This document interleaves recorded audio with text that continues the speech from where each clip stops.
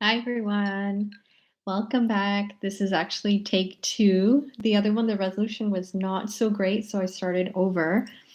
I wanted to talk about the ending of Business Proposal, which is a drama that I've been following quite closely with my group of friends who are in their 30s and 40s. And we have just a really great group going on who is so keen on Korean dramas. And so I get a lot of my Sunday inspiration from them.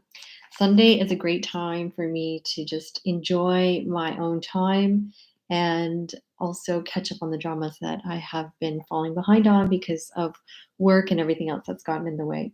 So I really loved episode 12.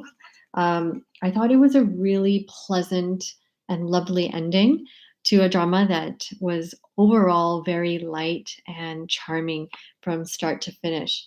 Um, we know that Hari and Temu, they are together now officially, and the episode just starts off with her being taken home, and then her parents, or specifically her mom, just really causing a scene. So this is the kind of silliness that I mentioned before in Korean dramas that I tend to fast forward. I don't like overreacting and overacting, and just like different scenes within webtoons I know can take that to the next level. So with Business Proposal, I appreciate it because they didn't do too much of it, but this was one scene in the last episode that I just wanted to just move on from. I did like the conversation in the family room with Heidi's parents and Temu, and I think he just showed a great level of respect for her family. Um, and then contrast to that, like we saw before, Sunghoon and Youngso, how her father showed a bit of snobbery towards Sunghoon, but I really like the way that Youngso navigated herself through that. I think it showed a lot of maturity and respect for both her boyfriend as well as her father when she asked Sunghoon to show a little bit of compassion and understanding for why her father is becoming more and more selfish. So despite her father's opposition, I found that she stayed true to her feelings. And that's something that you don't really see in a lot of dramas because they either tend to um, really prolong that period of conflict, internal struggle, and just kind of like the female actress or female character being influenced by the family, which in Korean families, it's very much true. There's a lot of influence there. But it was even more refreshing to see Youngsa just staying by Sunghoon's side. This is another scene that I loved. It's the coffee scene between Hadi and Chef Minu. I also found it to be a lot of respect between the two characters. And it just shows how much she's evolved from the beginning, where she used to adore her friend. And now she's kind of asking for a wait time until they get to that point where they're comfortable with each other. So that was one scene that I loved. Who's your favorite character from the drama, even up until the last episode? My favorite character, and this may be a surprise, is the grandfather. Um, this scene was when he was in the hospital, possibly exaggerating his sickness, and Heidi comes and visits the grandfather. If you remember from this scene, those of you who watched it, there was a, a part where she had made him a cup of tea.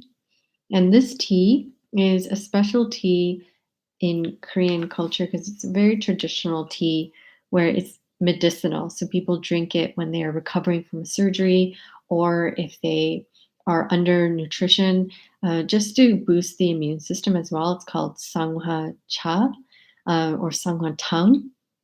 And in the drama scene, she adds an egg yolk to it, and that's very traditional as well.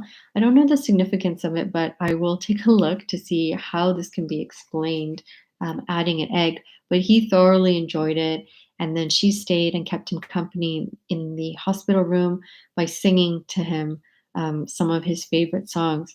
So I thought that that was such an endearing scene. And because I'm a fan of the grandfather's character, I just really enjoyed knowing that they will end up in a good place together. Aside from that, like the ending just showed how Young really was making the effort to be with Sunghoon, and she explained to him that she would be kind of walking away from whatever it is that her father threatened her with, but she will still stay strong.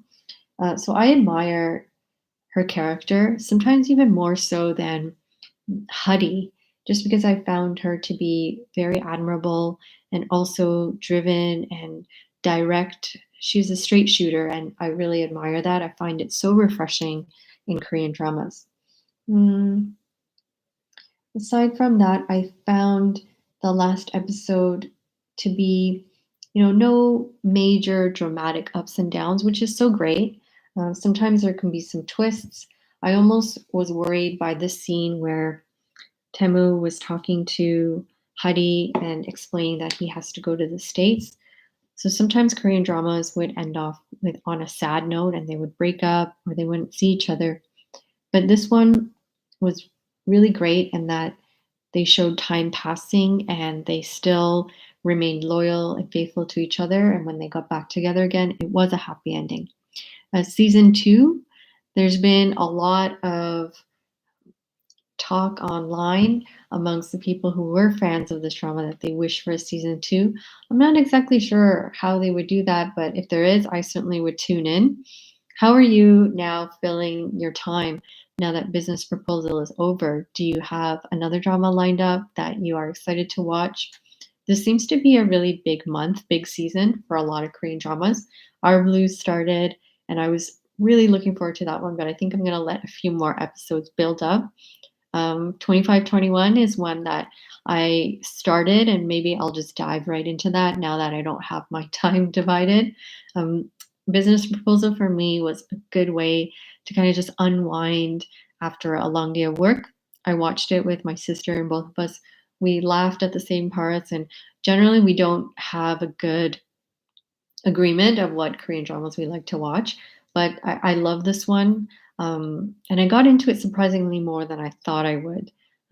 So I think that if they are contemplating a season two, I would be cheering that on.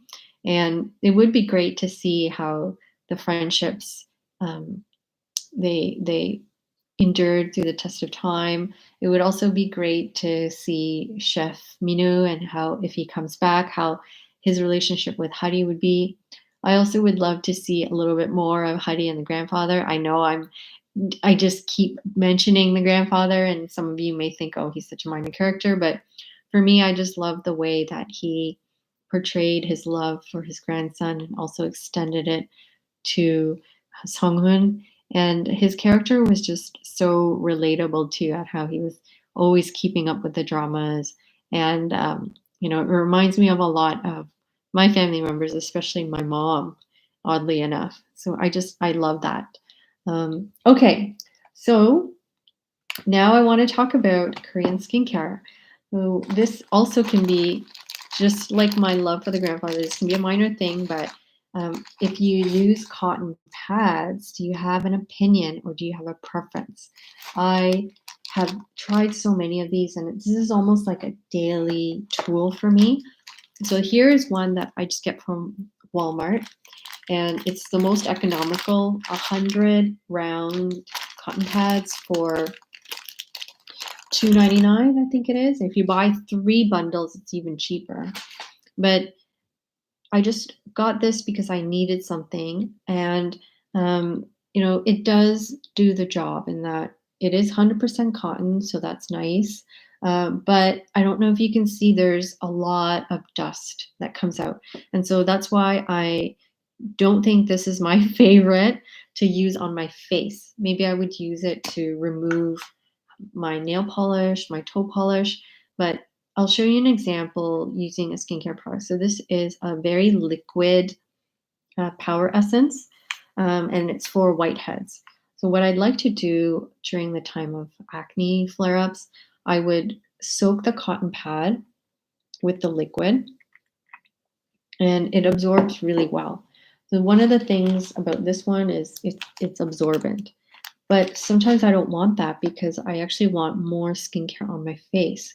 And when I use this on my hand, you can see that it does go on to the skin. It transfers pretty well, but there's so much product on the cotton pad. And sometimes when I'm doing this, um, and I use this on my entire face, this is just on my hand, but there's dust and pilling that happens. So sometimes the little pieces from the cotton around would end up on my face. I don't like that at all. I think it's not good for the skin. It sometimes causes itchiness because the dust just kind of sits on the skin, and this is after cleansing. So you don't want anything remaining that would harm your skin, especially at night. So then I've been using this one for a number of years and loyal to Shiseido. So this is a luxury cotton pad, in my opinion. It's $11 for 165 sheets. It's made in Japan, and this one is also 100% cotton. So it's safe enough for babies because it's very, very satiny, soft, and smooth. And it's quite thick as well. You can see different layers. When I do peel it apart, there's a lot of dust, but I mean, I wouldn't do that. When I use it, I use the entire thing. Sometimes I would cut it in half just to be a little economical. But for this demo, I'll show you. So that's 3 squirts, and it does absorb onto this side, and then it's kind of sneaks into the other side. So there's a lot that's going on to the cotton. And when I rub it onto my skin, it does transfer, but not as well because a lot of it ends up here. So while this is very luxurious to touch, I also found that it was dusty. It didn't end up on my skin as much as like this one did. But at $11, that's almost just a different skincare product. So I can get like a bottle of toner or maybe a facial foam for that price. So for one-time use and disposal, I don't know, I had a hard time justifying the price. I went to Korea and I discovered their cotton pads. And this one is named a third cotton pad because the concept is that this one allows you to use a third of the toner that you would use when you had used another cotton pad. So what do I mean? There's 160 in here, and this is a very economical price of $4. So for $4, you get the same amount as you would with the Shiseido, but at the fraction of the price. It's very thin, it's paper thin.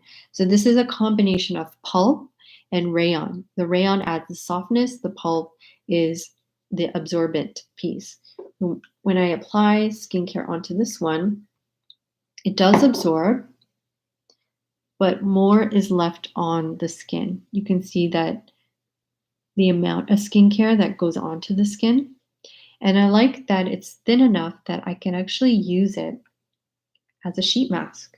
So here, like those times when I have acne breakouts and I just want to focus on particular attention onto one part of the face. So if I have like a pimple here, I would just saturate it and then use it as a mask. And it stays on. So then I would leave it for maybe 3 to 5 minutes. And then I can actually feel that area receiving that extra deep sort of attention and all the nutrients and the key ingredients, like this one is the AHA, so I can feel it tingling in that particular area where I'm using it as a sheet mask. Well, I love Korean cotton pads.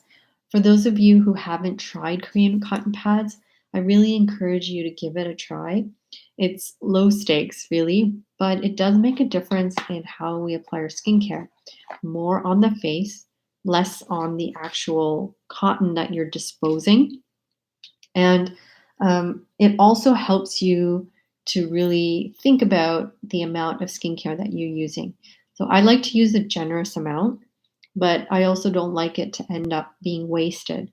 So with some other cotton rounds that are very, very absorbent, like I have to use a couple more pumps. And even if I wanted to use it as like a spot treatment, it just don't work the same way because it doesn't saturate the skin as well as this one does. It's just very comfortable to just lay it like this. And I also like the price point. It's just very, very affordable. So here it just shows you how you could use it to wipe, but then you can also use it as a mask. So I encourage you to give it a try if you're curious, and you will see a difference, honestly, between the ones that you're probably using now.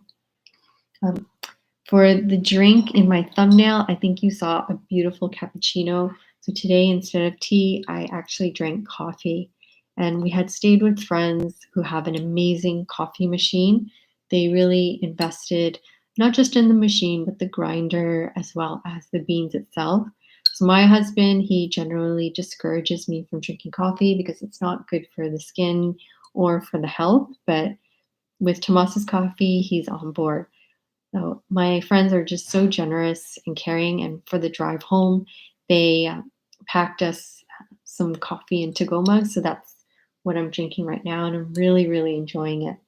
So I generally love tea more than coffee, but once in a while, when the coffee is good quality and it's made with such love and care, I really find it to be such a gift and such a treat. So in addition to that, Tomas had packed me the coffee grinds.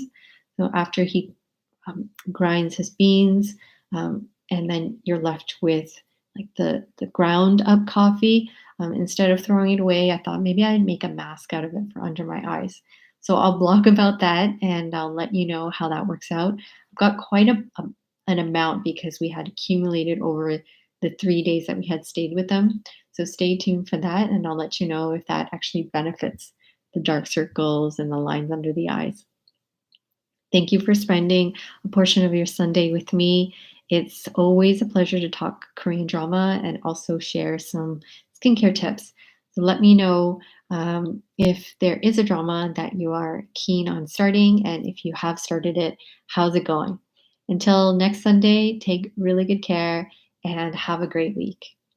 Bye, all.